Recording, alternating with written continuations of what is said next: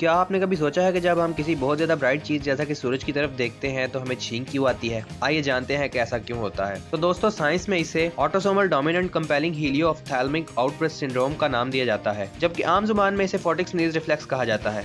इसका जवाब तो साइंटिस्ट अभी तक नहीं दे पाए कि ऐसा क्यों होता है, मगर इससे रिलेटेड एक थ्योरी पेश करते हैं कि लाइट में चेंज से हमारी ऑल्फैक्टरी नर्व में टेंस पैदा होता है, जिससे हमारे माइंड को लगता है कि हमारी नोज में कुछ है, जिसे बाहर निकालने के लिए हमारा इम्यून सिस्टम एक्टिव हो जाता है और हमें छींक आती है।